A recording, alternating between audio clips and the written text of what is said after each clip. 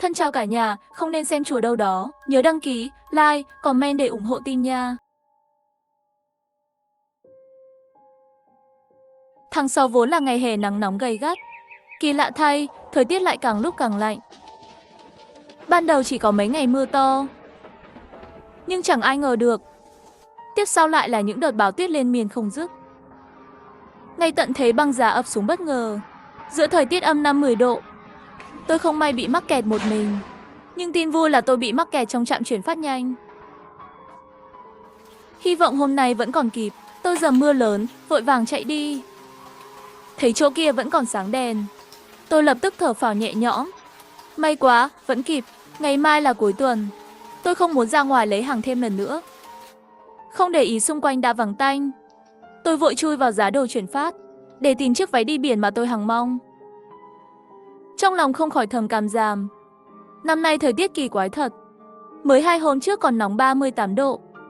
Hôm nay đã bất ngờ hạ xuống 20 độ. Đang buồn bực thì đèn bỗng nhiên tắt. Tôi ngẩn người ra, rồi vội vàng phản ứng, lao về phía cửa. Nhưng âm thanh lạch cạch chốt cửa hoàn toàn chặn đứng tiếng tôi gọi. Khi chạy đến cửa thì lão bản đã rời đi. Nhìn cánh cửa đóng chặt, tôi lấy điện thoại ra nhắn vào nhóm khu dân cư gần đó. Cứu với mọi người ơi, tôi bị kẹt trong trạm chuyển phát nhanh. Ai có cách liên lạc với lão bản không? Trong nhóm toàn cười đùa xôn xao. Giữa những câu trêu chọc, cuối cùng tôi cũng thấy một tin hữu ích. Không kịp cảm ơn, tôi vội bấm gọi ngay số đó. Nhưng tiếng chuông điện thoại lại vang lên lặng lẽ bên tai. Tôi cầm điện thoại, mặt đờ đẫn, nhìn chiếc di động đặt trên quầy tiếp tân, đang sáng lên yếu ớt. Chưa kể, không biết có phải mời dính mưa hay không. Trong cái nhà kho rộng mênh mông này, tôi bỗng cảm thấy lạnh lạnh. Tôi có điện thoại mà, nhưng gọi cho người quen mà không ai nghe. Hy vọng vừa nhen nhóm lại tắt ngấm. Thời gian dần trôi từng phút giây. Tôi nghĩ cùng lắm không xong thì phải báo cảnh sát thôi. Lúc này trong nhóm có người mới tham gia. Xin lỗi nha muội tử, vừa về đến nhà mới thấy tin nhắn. Mưa lớn quá, giờ ta còn chẳng ra ngoài nổi. Ta có để một cái giường gấp trong phòng nghỉ. Muội xem có thể tạm qua đêm không? Thật sự xin lỗi, khi nào muội ra được ta nhất định bù đắp. Mưa này đúng là lớn quá chừng. Thật vậy, cơn mưa này chẳng giống mưa bình thường. 10 phút trước vẫn còn ổn. Chưa bao giờ thấy mưa to như thế. Không lẽ sắp ngập đến nơi? Tôi vừa mở hé cửa sổ ra. Cơn mưa như mưa mùa đông, tôi sững người. Tia chớp lóe sáng khắp nhà kho. Lúc ấy nhìn qua cửa sổ, tôi mới phát hiện mưa ngày càng lớn. Cánh cửa tuy dày, nhưng vẫn nghe rõ gió đang gào rú bên ngoài. Mưa lớn như thế này, tôi cũng khó mà về. Tôi đắn đo một chút. Mưa to thế này, chưa biết chừng mai lại tạnh. Tôi lập tức nhắn tin cho NO bản. Cảm ơn đại muội tử. Công tắc cầu dao ở sau kệ hàng. Trong phòng nghỉ có gì thì cứ dùng thoải mái. Tôi lần mò tìm được chỗ bật điện. Máy pha cà phê, máy nước, chăn mỏng, gối ôm, điều hòa, cái gì cũng có. Kế bên còn có một nhà vệ sinh nhỏ. Sau đó tôi đun một ấm nước nóng, rót vào cốc, khoác tấm chăn, mở điện thoại, vào nhóm. Không ngờ cả nhóm đang loạn hết cả lên. Chị em ơi, nếu cậu sợ ở một mình thì dùng cái máy kể chuyện ma tớ mới mua, bảo đảm nhộn nhịp như đông người. Ý, được lợi cho cậu rồi. Đại sản nha đầu, tớ mua một thùng bánh mì nguyên cám không đường. Đại liệt ba, tớ mua gói ớt cậu cứ rắc mà chơi. Mặc dù không vui cho lắm, nhưng nếu bay vào mắt thì xỉu rát, ha ha ha. Tớ mua một cây sáo kèn, cho cậu thổi suốt một đêm. Cũng chẳng ai nói cậu làm ôn đâu. Cậu lời to rồi đấy, nhìn dòng tin nhắn tới tấp không ngớt. Cộng thêm chuyện xảy ra hôm nay, tôi cảm thấy hơi mệt mỏi. Không rõ đã bao lâu trôi qua, tôi đứng run rẩy giữa vùng tuyết trắng, chỉ mặc áo cộc tay. Bỗng trước mặt xuất hiện một chú chim cánh cụt ngờ ngạch. Đứng chân chân nhìn tôi, đúng lúc tôi còn đang nghi hoặc. Nó đột nhiên kêu một tiếng, đến khi tôi mở mắt ra lần nữa, trong đầu vẫn vang vọng âm thanh đó. Lúc này nhìn sang điện thoại bên cạnh, hóa ra là chuông báo thức tôi cài. Mỗi lần hé miệng thở ra một luồng hơi trắng. Sao lạnh đến thế này? Tôi chỉ còn cách quấn chặt chăn quanh người. Khi run rẩy bật điện thoại lên, liền có mấy tin nhắn nhảy ra. Đài khí tượng Anh Thị, ngày 8 tháng 7 năm 2050 lúc 21 giờ 31 phút, cảnh báo mưa to màu cam. Trong vài giờ tới, Dự kiến Anh Thị có mưa lớn 40 đến 60 Mong người dân sắp sắp xếp xếp lịch trình hợp lý. Đi lại cẩn thận. Đài truyền hình khí tượng. Ngày mùng 8 tháng 7 năm Cấp báo 2050, mưa to màu đỏ. 21 giờ 45 phút. Mong người dân sắp xếp lịch trình hợp lý và đi lại cẩn trọng. Cũng lại đài khí tượng.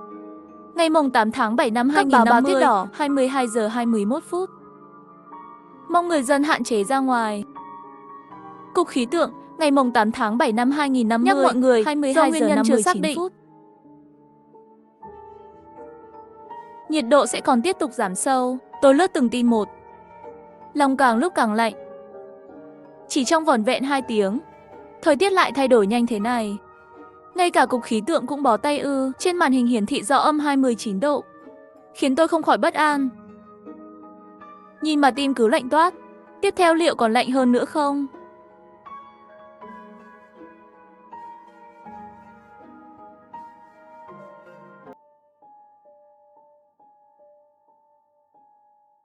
Tháng 6 vốn là mùa hè nóng như đổ lửa. Kỳ lạ thay, thời tiết lại ngày một lạnh hơn. Ban đầu chỉ mưa to mấy ngày, nhưng ai ngờ được, tiếp đến lại là bão tuyết kéo dài không dứt. Ngay tận thế băng giá ập đến bất ngờ. Giữa thời tiết âm 5-10 độ, tôi không may bị kẹt một mình. Nhưng tin vui là tôi lại mắc kẹt trong trạm chuyển phát. Tôi chẳng ngờ rằng chỉ trong vài giờ nhiệt độ đã tụt nhanh như vậy. Chắc đây không phải kiểu hạ nhiệt thông thường. Giờ tôi chỉ mong mọi chuyện mau chóng kết thúc. Trong nhóm có mấy tin nhắn riêng còng tên tôi. Đại muội tử, ngoài kia có bão tuyết. Ta không ra được. Cô không sao chứ? Tôi thở dài nghĩ, mới âm 29 độ. Đâu đến nỗi. Những kiện hàng trong trạm, cô cứ lấy thoải mái. Thiệt hại tính cho tôi. Ngàn vạn lần đừng có chuyện gì nhé. Cho gió tuyết ngưng, tôi sẽ lập tức đến cứu cô. Thấy tình hình bây giờ không mấy khả quan, tôi càng lúc càng hoảng loạn. Kế đó, tôi lục tìm trong kho mấy thùng hàng lớn hơn. 2 bình nước khoáng, 1 thùng bánh mì nguyên cám, 1 thùng lẩu tự sôi. Điều khiến tôi mừng nhất là có người lại mua áo phao giữa mùa hè. Đối với hoàn cảnh hiện tại của tôi, đúng là cứu tôi như nắng hạn gặp mưa rào. Rồi tôi tìm thêm được một cái quạt sưởi mini. Để đề phòng bất trắc, tôi còn khui ra một bộ đồ sinh tồn dã ngoại, gồm ba lô cỡ lớn, búa rìu đa năng, đèn tin, bật lửa, một túi cứu thương, pin sạc dung lượng lớn, 5. Thế này chưa bảo sống 1 tuần hay 1 tháng cũng chẳng vấn đề gì. Khi tôi chuyển hết đồ sang phòng nghỉ, định chụp ảnh cho mọi người xem, chứng tỏ tôi sống ổn, không vấn đề gì. Lúc này tôi mới phát hiện điện thoại đã tắt ngóm vì lạnh. Vừa rồi mải đi tới đi lui nên không thấy rét. Giờ dừng lại mới hiểu thế nào là lạnh thấu xương. Tê buốt từ chân đến tận đỉnh đầu. Chỉ số trên nhiệt kế treo tường đã hiển thị âm 39 độ một cách rõ rệt. Đột nhiên đèn vụt tắt. Mất điện, tôi bật nguồn tin dự phòng. Mức pin 100% khiến tôi yên tâm đôi chút. Tôi cuốn chặt chiếc chăn dày, liếc nhìn quạt sưởi mini, do dự một lát, cuối cùng vẫn không nỡ bật. Chỉ cần cố gắng trụ được 1 tuần, nhất định tôi sẽ cầm cự đến lúc cứu hộ ban đầu. Tôi vẫn còn mặc được áo phao, di chuyển tạm được, dù lạnh nhưng vẫn chịu đựng nổi. Mỗi ngày tôi đều ra bên cửa sổ nhìn ra ngoài, nhưng băng tuyết quá dày, chẳng thấy gì hết. Việc đầu tiên tôi làm mỗi sáng khi mở mắt là dõi mắt về chiếc nhiệt kế trên tường. Nhưng tình hình chẳng khá hơn. Nhiệt độ mỗi ngày một thấp. Thời gian cứ kéo dài, đến nỗi tôi không dám bật đèn nữa. Hôm ấy khi tôi mở mắt, khoảnh khắc đưa người ra khỏi chăn, tôi lập tức tỉnh lạnh. Rét quá, khi nhìn vào nhiệt kế, tôi sững người, nó đã vỡ mất rồi. Điều đó có nghĩa, nhiệt độ đã xuống dưới âm 5-10 độ. Tôi chẳng dám chần chừ nữa, lập tức cắm quạt sưởi mini vào cục pin dự phòng. Vì quá lạnh, đôi tay run rẩy làm tôi nhấn sai mấy lần mới bật được công tắc. Khi thấy mức pin dự phòng tụt nhanh vùn vụt, trong phòng cuối cùng cũng có chút hơi ấm. Tôi không biết giờ ngoài trời lạnh đến đâu. Chỉ biết nếu kéo dài thế này, thật sự nguy hiểm. Trong thùng chỉ còn miếng bánh mì cuối cùng. Chuyện này chắc chắn không thể giải quyết trong 1 tuần. Tôi nhận ra rằng, mình thật sự rơi vào tận thế băng giá vô thời hạn. Sự tự an ủi của tôi rốt cuộc bị hiện thực phũ phàng đánh vỡ. Đã đến lúc phải đối mặt thực tế. Cũng may phòng nghỉ này đã được Eno bàn cách nhiệt. Đợi đến khi nhiệt độ trong phòng đủ để tôi có thể đứng dậy. Tôi đeo găng tay, khoác tấm chăn giữ nhiệt khẩn cấp, rồi mặc áo phao ra bên ngoài. Hít sâu một hơi, tôi lao ra khỏi cửa. Cơn lạnh như kim châm khiến tôi gần như đông cứng. Nhưng tôi không thể dừng lại. Mục tiêu của tôi rất rõ ràng, chạy thẳng đến kệ đựng bưu kiện. Không kịp chọn lựa gì nữa, tôi vội xé từng gói hàng một cách hấp tấp. Toàn váy và dép sandal, cả kính râm, tôi gạt nhanh sang một bên, có chút chạnh lòng, nhưng tôi vẫn tiếp tục tìm xem có gì hữu dụng. Lúc này mắt tôi bỗng sáng rực. Là đồ uống nóng. Uống liền 2 ngụm, cuối cùng cũng khiến gương mặt tôi dần ấm lại. Sức nóng khiến đầu óc đang tê cứng của tôi hoạt động trở lại. Sau mấy lần chạy đi chạy lại, tôi cũng lôi về được khá nhiều đồ ăn và quần áo. Dù phần lớn đều là quần áo mỏng mặc mùa hè, nhưng lấy số lượng bù chất lượng khiến khi tôi xa xỉ một chút. Bật quạt sưởi mini, tự thưởng cho mình một suất lẩu tự sôi. Khi tôi liếc ra ngoài cửa sổ, gió đã ngừng thổi. Khắp nơi chỉ một màu trắng xóa. Mấy tòa nhà xa xa dường như bị chôn nửa trong tuyết. Chẳng lẽ sắp tan tuyết rồi sao? Nên mấy hôm nay nhiệt độ mới hạ thấp thế à? Tôi không dám lạc quan suy đoán thêm. Sợ lại thất vọng lần nữa. Có lẽ nhiệt độ của thật đang ấm dần. Chiếc điện thoại đã chết khá lâu bỗng bật lên. Tôi mở nhóm chat. Nhưng tin nhắn mới nhất cũng đã từ vài ngày trước. Tôi không kìm được nỗi lo mà lướt lên đọc. Nhiều người nhắn xong rồi mất tăng chẳng thấy nữa. Thống kê số người sống sót trong nhóm cũng ngày càng ít. Tôi cũng chẳng rõ với chút vật dụng này mình còn cầm cự được bao lâu.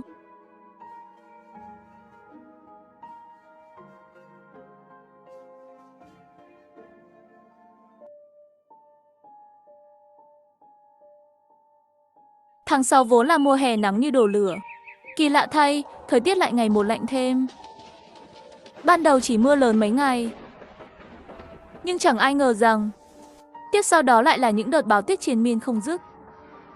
Ngay tận thế băng giá ập xuống bất ngờ, giữa thời tiết âm 5-10 độ.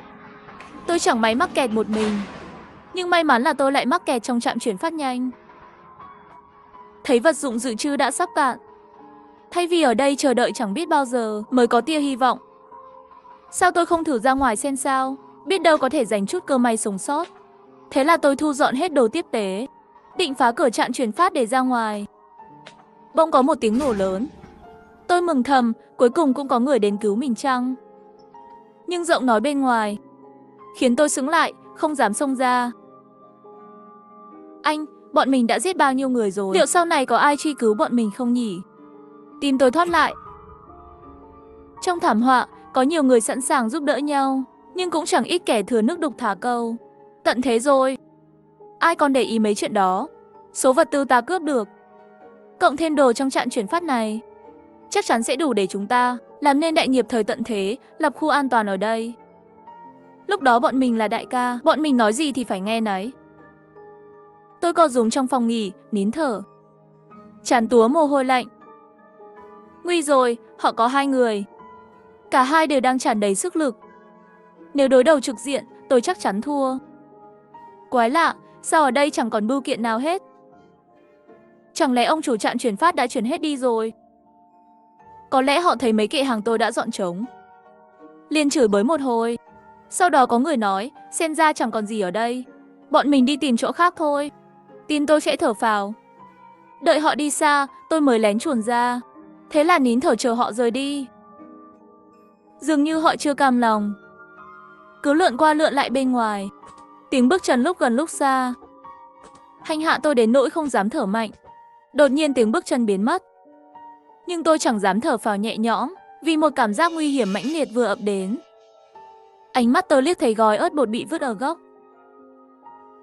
Mấy lời kia lúc này lần đầu tiên hiện rõ mồn một trong đầu tôi. Nhưng nếu bay vào mắt thì xỉu rát, ha ha ha hơ. Gần như ngay khi người đàn ông kia vừa cất tiếng, hắn đẩy cửa bước vào. Ca ơi, ở đây còn một phòng nhỏ, biết đâu còn đồ gì đó. Tôi nhanh tay lẹ mắt, chộp lấy một nắm ớt bột lớn, bất ngờ hất thẳng vào mặt hắn. Cú tấn công bất ngờ khiến hắn gào thét, ôm chặt mắt, lăn lộn dưới đất. Tên còn lại bị bất ngờ, sững lại trong giây lát, rồi gầm lên giận dữ, vung dao lao thẳng vào tôi. Tôi không kịp trở tay, đành lấy xẻng quân dụng, gồng sức chặn lưỡi dao bổ xuống. Tuy khi gặp nguy hiểm sẽ bộc phát sức mạnh, nhưng rốt cuộc tôi cũng đuối sức từ lâu, bị đè xuống, không cục cựa nổi. Thấy lưỡi dao sắc lẹm từng chút một dí sát đến mình. Tên vừa dính ớt bột đã nhặt con dao phay dưới đất, quơ lung tung, chém về phía tôi. Trong khoảnh khắc ngàn cân treo sợi tóc, tôi lăn người, nhát dao ấy không chệch đi đâu, bổ thẳng vào đằng sau cái đầu chọc lóc của tên kia. Nhân lúc hắn còn ngỡ ngàng, tôi vung xẻng quân dụng, phang mạnh vào đầu hắn. Do ra tay quá sức, tay tôi tê dại từng đợt. Chỉ đến khi thấy hắn ngất lịm, tôi mới thở phào. Tôi lục lọi hành lý của hai kẻ kia, không ngờ tìm được mấy chai nước khoáng to và bánh quy nén, nhưng cũng thấy nhiều đồ đạc dính đầy máu. Trong lòng không tránh khỏi xót xa. Tôi chỉ lấy lương thực, ăn một bữa no để bù lại sức. Đeo ba lô lên, tôi nghiêm mặt nhìn thế giới bên ngoài. Chuyến đi này, tôi có thể gặp phải mối nguy lớn hơn cả chết đói, nhưng tôi biết mình chẳng thể quay đầu. Gió tuyết đã dứt hẳn, nhưng nhiệt độ vẫn cực thấp. Tôi không dám dừng chân. Trong môi trường thế này, chỉ cần dừng lại, em rằng tôi sẽ không bao giờ gượng dậy nổi. Tôi lê từng bước với đôi chân tê cứng, trước mắt mờ mịt. Đột nhiên, một cánh tay cứng đờ chỉ nhìn trước mặt. Tôi phản ứng chậm đến mức quên né, thế là bị quật ngã mạnh xuống đất. Vất vả lắm mới bò dậy. Tôi ngoái đầu nhìn lại, con phố vốn tấp nập giờ toàn người bị đông cứng. Tôi không biết mình đã đi bao lâu. Con đường từ trạm chuyển phát về khu chung cư, chưa bao giờ tôi thấy dài như vậy. Bánh quy sắp hết, nước cũng sắp cạn. Tôi chỉ còn bước đi theo bản năng. Bỗng nhiên bước hụt chân. Tôi cúi đầu xuống nhìn, dưới chân là mặt đường nhựa bằng phẳng. Chắc hẳn ở đây có người. Tôi mừng rỡ bước nhanh về phía trước, phát hiện một người đang nằm không xa. Tôi lập tức chạy lại. Thì ra là ông chủ trạm chuyển phát nhanh. Tôi kiểm tra sơ qua, có vẻ chỉ bị ngất. Tôi gắng sức dìu anh ta từng bước một. Đến khi sức lực gần cạn, tôi thấy một nhóm người mặc đồng phục màu xanh lá đang ùa đến chỗ mình. Tôi biết cuối cùng mình cũng được cứu. Rồi mắt tôi tối sầm, ngã gục xuống. Khi tôi mở mắt lần nữa, đã nằm trên giường bệnh viện. Bên ngoài là bóng người tấp nập. May mắn là tôi đã cầm cự được. Về sau, lúc bình phục, tôi tích cực tham gia công cuộc tái thiết và gặp lại ông chủ trạm chuyển phát đang làm tình nguyện viên cùng nơi. Vừa nhìn thấy tôi, anh ấy bật khóc không kìm được. Lúc ấy tôi mới biết, vì sợ tôi không chịu nổi, nên anh tính liều ra cứu tôi. Kết quả nửa đường anh lại ngất, thành ra tôi cứu anh.